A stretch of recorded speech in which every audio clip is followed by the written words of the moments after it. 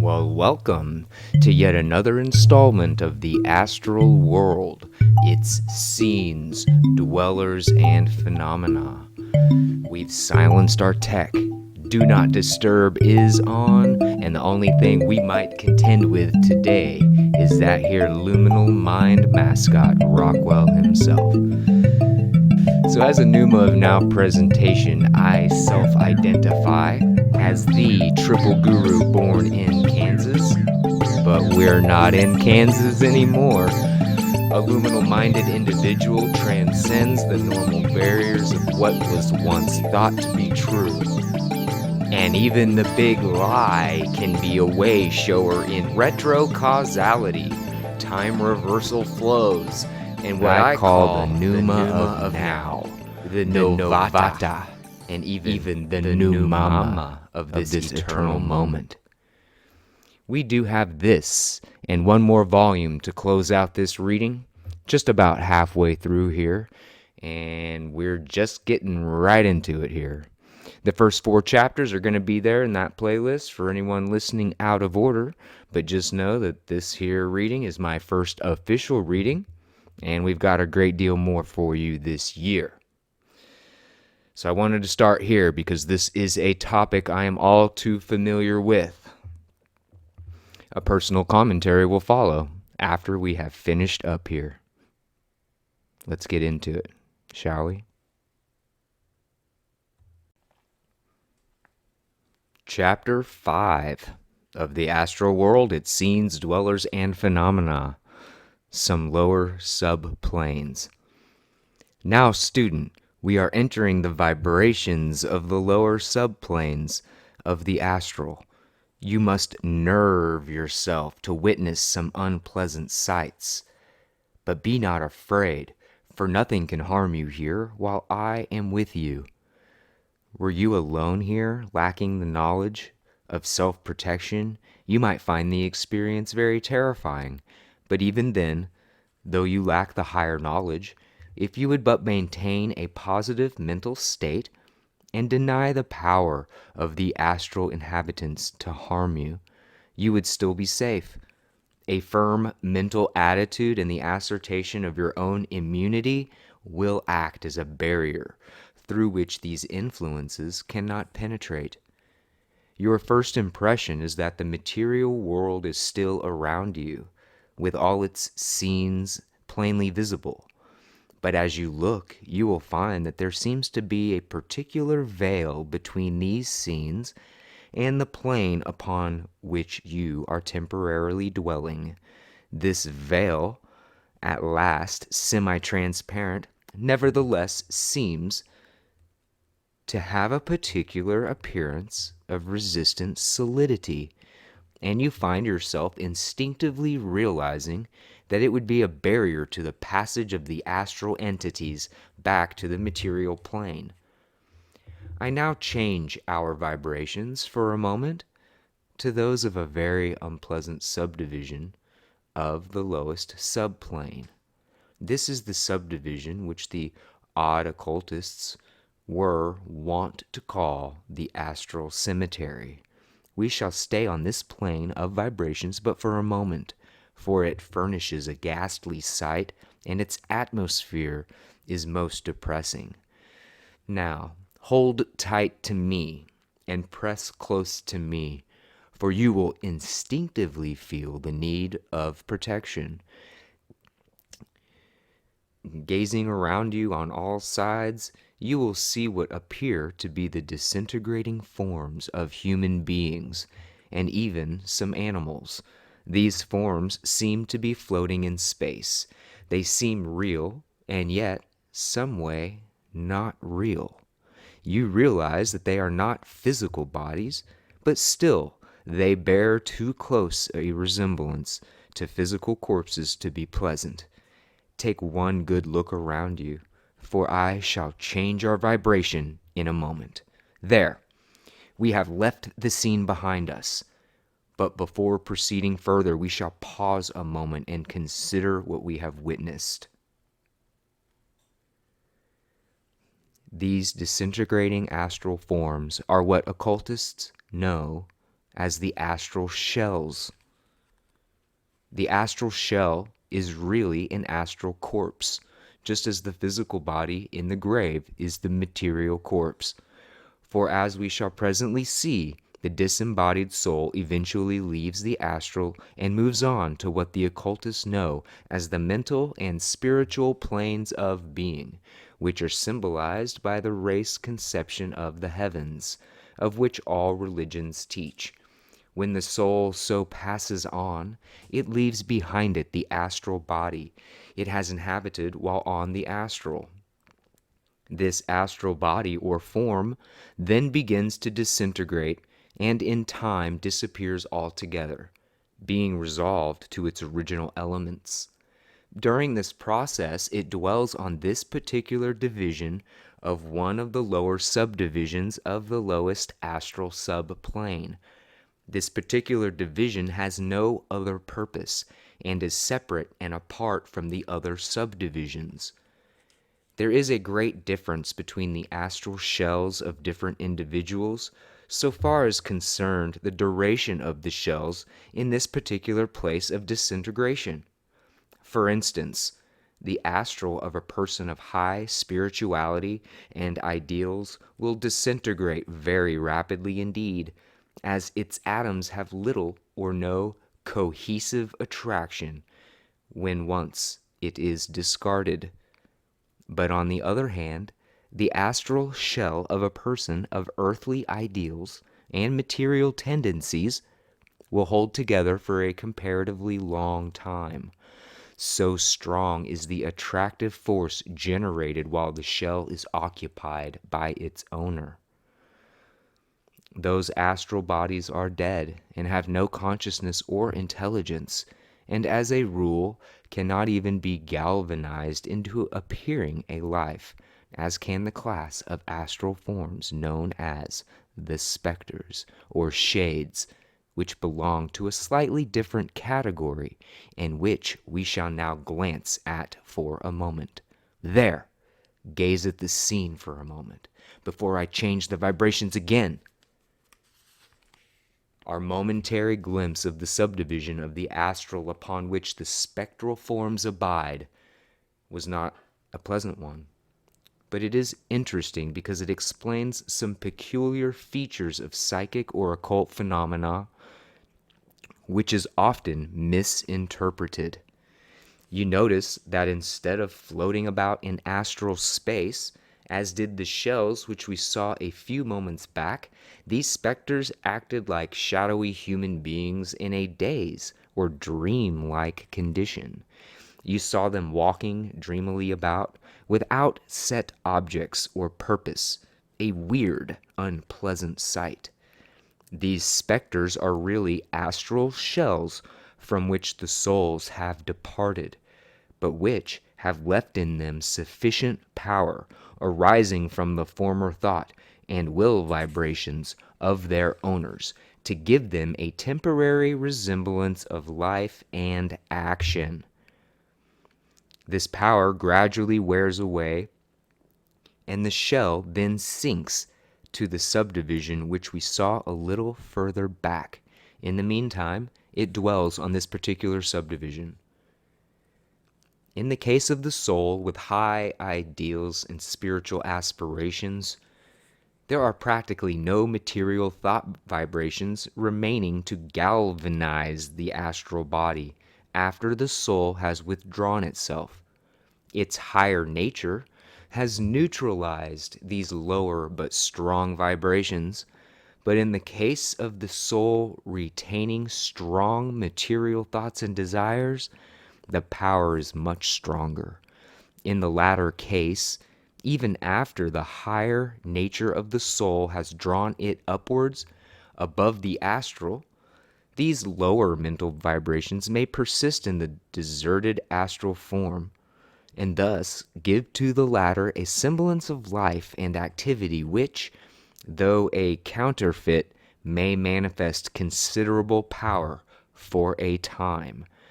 The counterfeit power of these spectral forms steadily decreases, but in some cases it persists for a comparatively long time.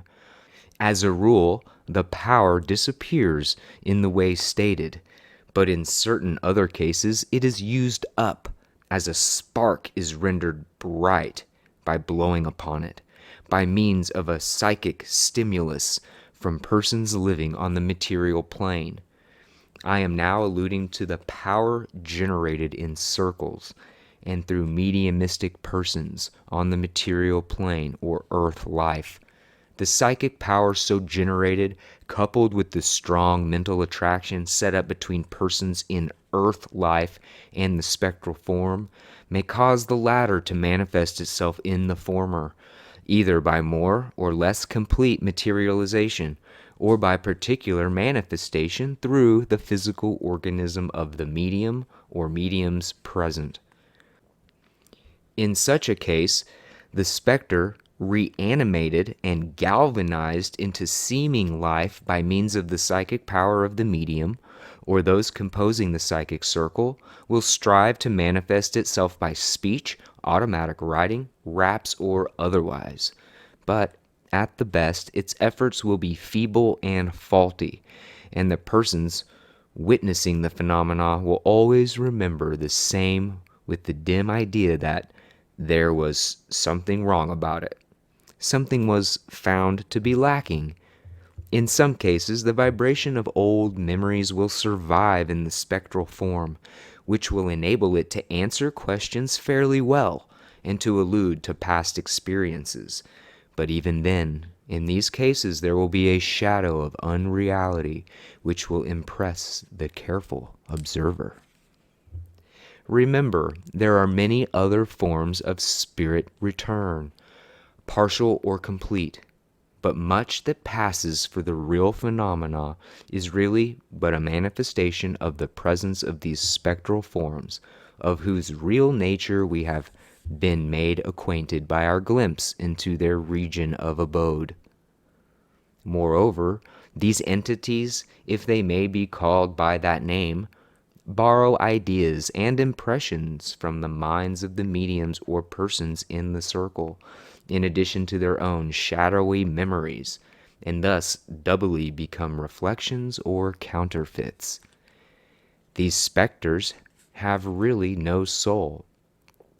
The soul which formerly occupied the form has departed to a higher plane, and is in ignorance of the performance of its discarded shell. It is pathetic to witness cases where these counterfeit spectral forms are accepted as the departed soul of the individual by those who loved him in earth life. A lack of knowledge of true occultism often permits of deplorable mistakes of this kind. The true occultist is never deceived in this manner.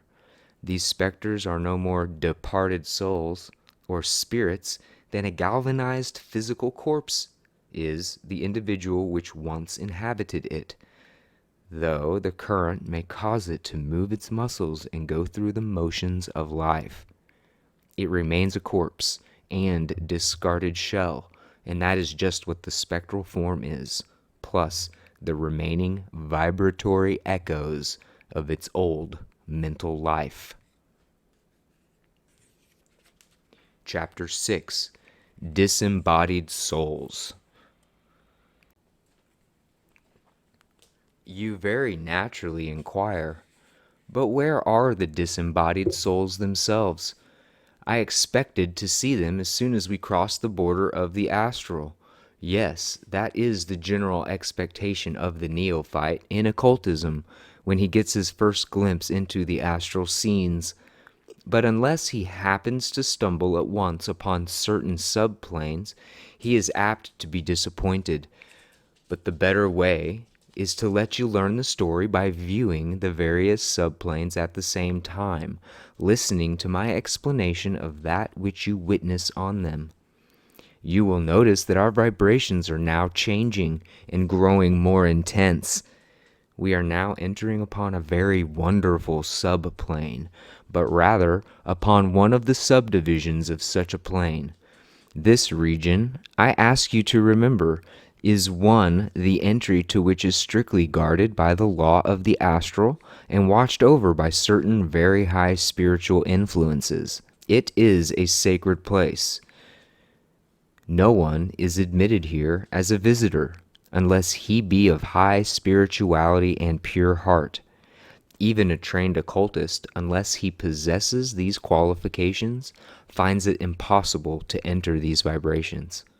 This region is the resting place of the disembodied souls for some time after they have left the physical body. In it, they dwell the peaceful slumber until nature performs certain work in preparing them for the new plane of life.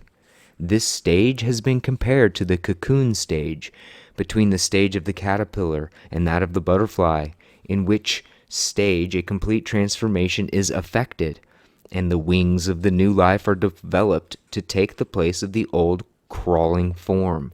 We are now on this particular subplane. Enter upon a contemplation of its wonders, with all reverence and love of all mankind, on all sides stretching away as far as the eye can see. You perceive the slumbering forms of disembodied souls, each astral form resting in dreamless sleep. And yet, even if you were not so informed, you would recognize that these forms are not dead, but are merely sleeping. There is none of the atmosphere of death on corpses about this region. Nothing depressing, you notice. Nothing but a sense of infinite calm and peace. Being spiritually developed yourself, you doubtless feel the presence of certain great spiritual entities, though you see them not, because their vibrations are too high for you to see them even by astral vision. These are the great spiritual guardians of this realm, who protect the slumber of souls at rest herein, the great watchers of the sleeping souls. You will watch carefully. You will notice here and there a movement indicating the awakening of some of these resting forms. A moment later, the form disappears from the scene. It seemingly melts into nothingness, but it is still existent. Its vibrations simply have changed, and it has moved on to another subplane, a division thereof, without having been aware of the scenes of this place. It has begun its real life after death. Let us move on, leaving this scene behind us while I explain to you some of the phenomenon of this period of existence of the disembodied souls. Let us pause here on the quiet subplane until the matter is made plain to you. It is a common teaching of many religions that the disembodied souls enter at once upon its heaven or hell. The Roman Catholic Church and some branches of Buddhism, however, teach of an intermediate state called purgatory, or a similar name.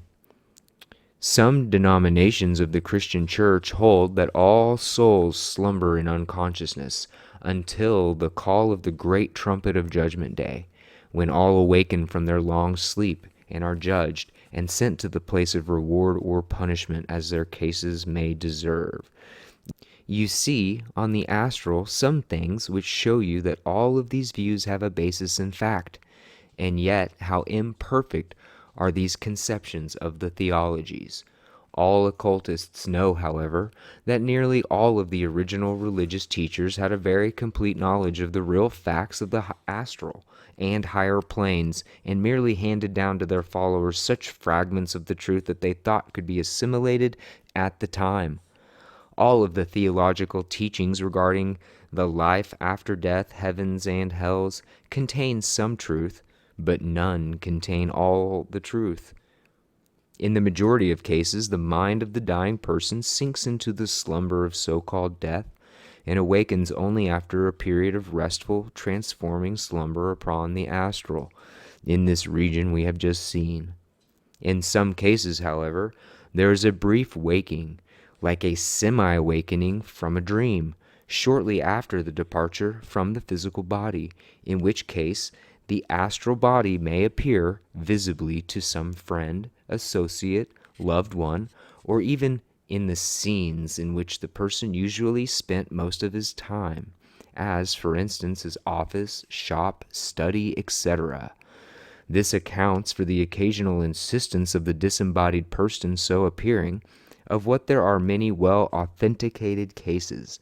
But even in such events, the disembodied soul soon becomes drowsy and sinks into the preliminary sleep of the astral, moving on to the region we have just left. There is a great difference in the time of which the disembodied soul slumbers in this state. Strange and paradoxical as it may appear, the highest and lowest souls in the scale of development awaken first.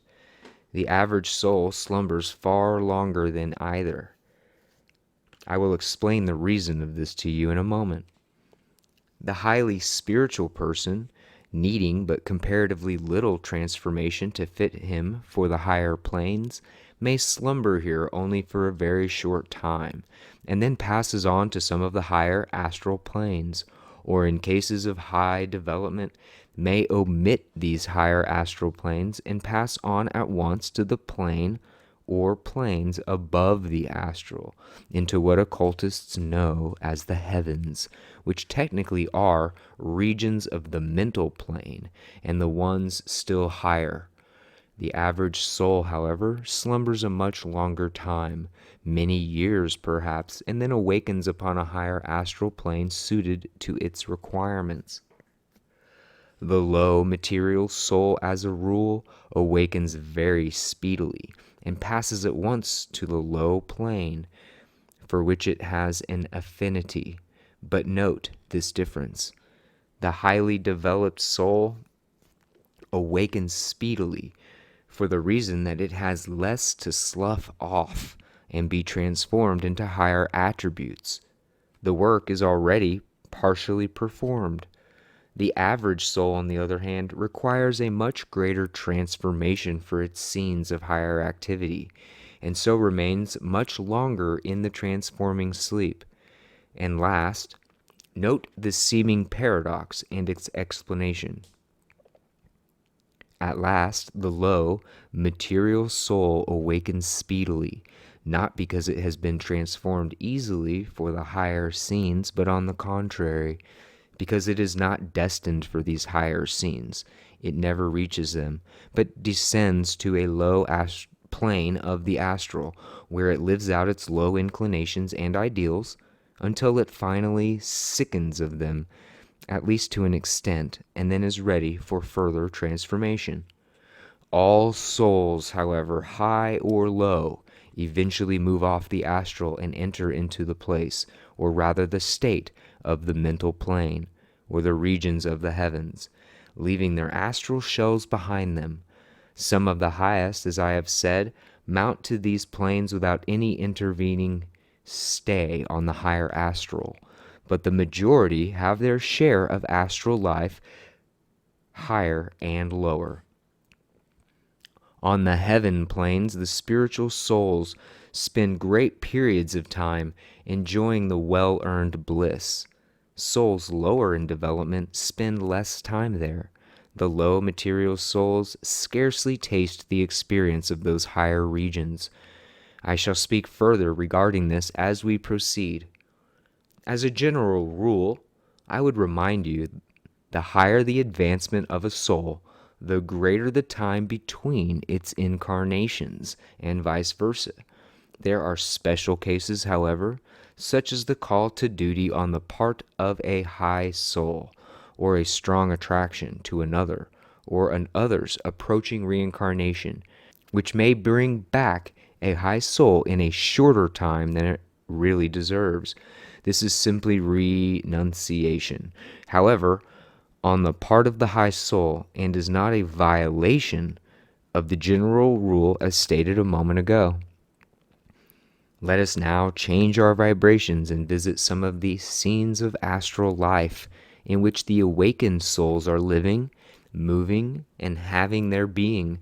A few actual illustrations of life on these planes will teach you more regarding this great subject than would volumes of books or years of verbal teaching. Let us begin at some of the lowest subplanes and their divisions. The sight is not pleasant, but you will gain a valuable lesson. Chapter 7, Scenes of the Astral. We are now vibrating on a very low subdivision of the lowest subplane of the astral. You are conscious of a very unpleasant feeling and an almost physical repulsion to the atmosphere around you. Some very sensitive natures experience a feeling of being surrounded by a dense, sticky, foul, foggy atmosphere, though which they must almost force their way when they visit these regions. It is akin to the feelings experienced by a high-minded spiritual person on the earth plane, if he happens to enter a place inhabited by persons of a lewd, vulgar, depraved nature and character, this magnified many degrees by reasons of the astral laws. It is no wonder that one of the old Egyptian writers, whose work survives on a graven stone, said, some 4,000 years ago, quote, "What manner of foul region is this unto which I have foolishly come? It is without water, without air, it is unfathomably deep. It has the darkness of the blackest night, when the sky is overcast with dense clouds, and no ray of light penetrates their curtain. Souls wander hopelessly and helplessly about herein. In it there is no peace, no calm, no rest, no quiet of the heart of mind. It is an abomination and desolation. Woe is the soul that abideth herein." Looking around you in the dim, ghastly light of this region, you perceive countless human forms of the most repulsive appearance. Some of them are so low in the scale as it seems almost beast-like rather than human. There are still lower forms on the subdivisions just below this one, but I shall spare you the disgusting sight. These creatures are disembodied souls in the astral body, living on the low plane to which they descended when awakening from their brief astral sleep. If you will peer through the enveloping fog, you will become conscious of the presence of the material world as a sort of background. To you it appears detached and removed in space, but to these creatures, these low souls, the two planes seem to be blended. To them, they appear actually to be abiding in the scenes and among the persons of the lowest phases of earth life. Even you find that you can see only the very low earth scenes in the background. The higher scenes appear blotted out with great smears, like a censored newspaper page in war times. To these poor souls there is no earth world except these scenes which accord with their old desires. But while apparently living amid these old familiar and congenial low earth scenes, these souls are really suffering the fate of Tantalus, Tantalus, Tantalus. For while they plainly see these scenes and all that is going on in them, they cannot otherwise participate in the reveals and debaucheries which they perceive plainly. They can see only. As for the rest, they participate only vicariously.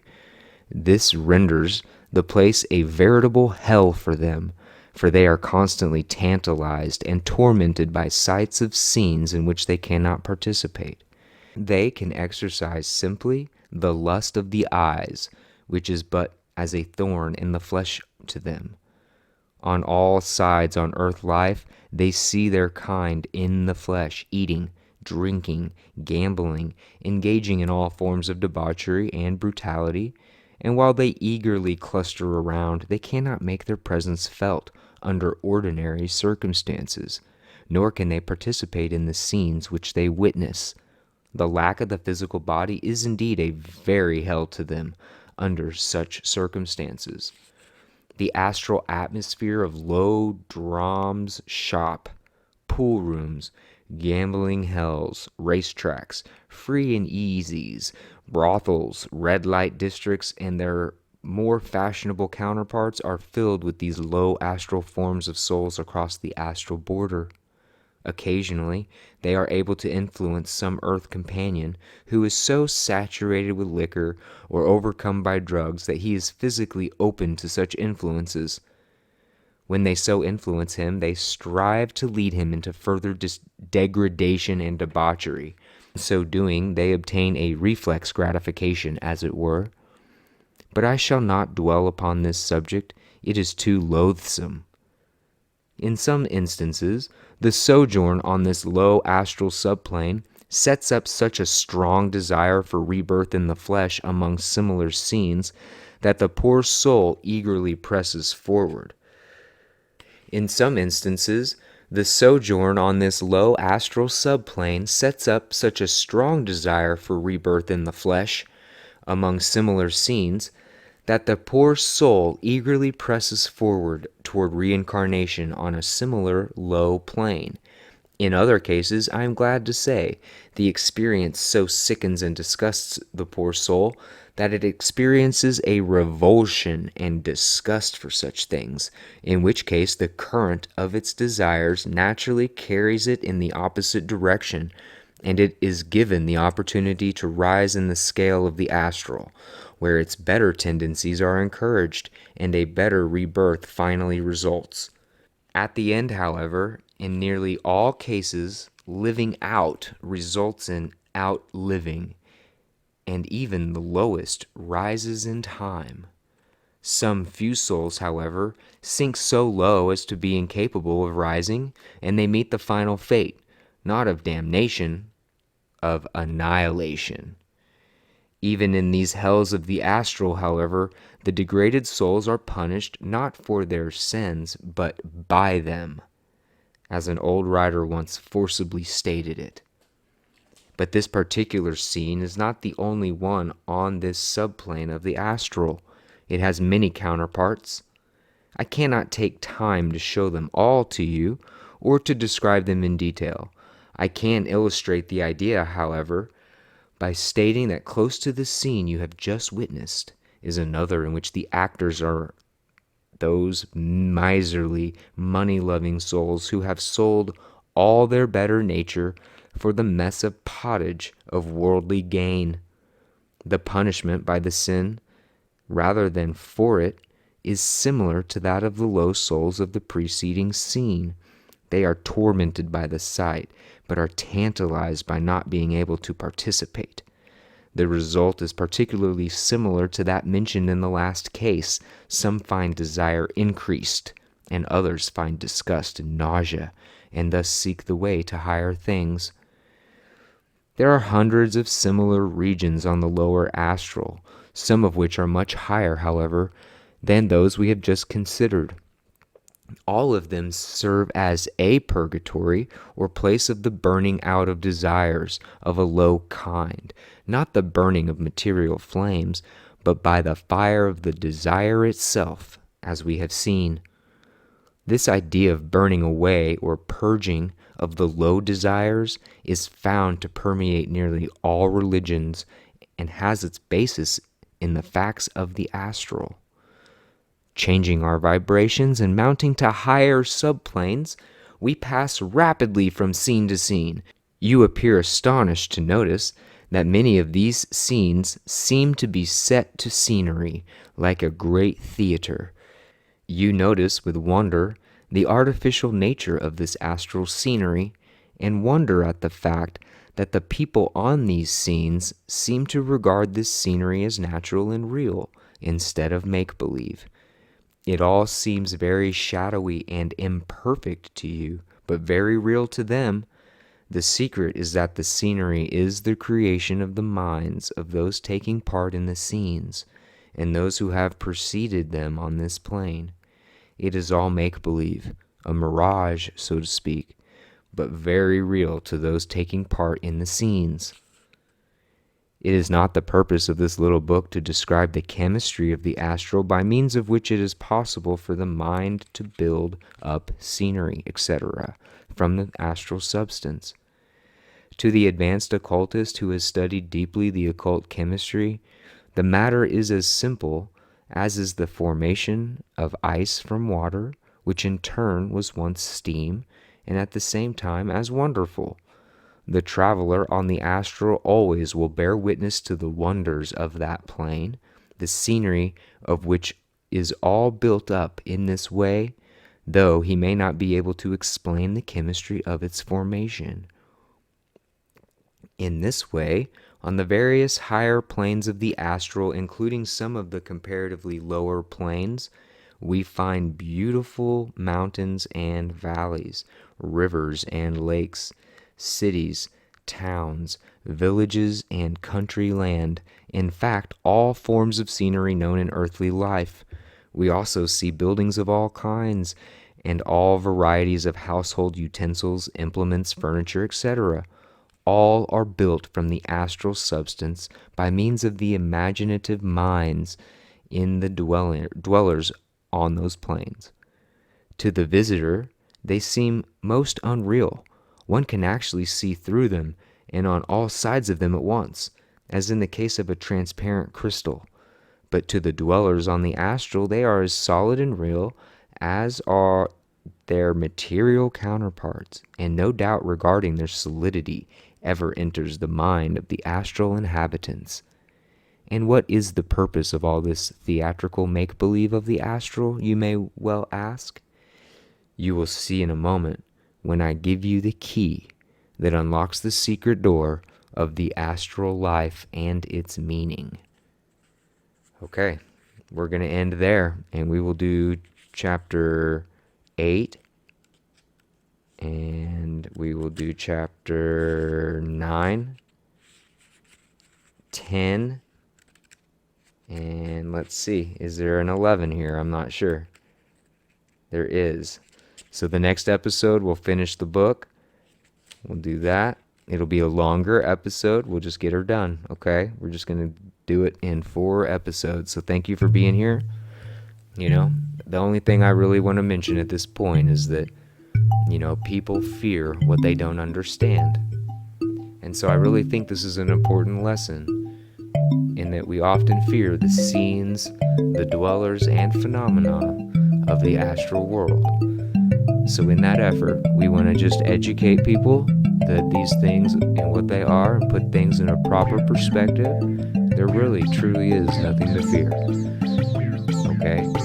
So we're going to leave you for now. Thank you for listening. I love each and every one of you. And as always, we leave you with one thought, and one thought alone. Deep peace in the pneuma of now.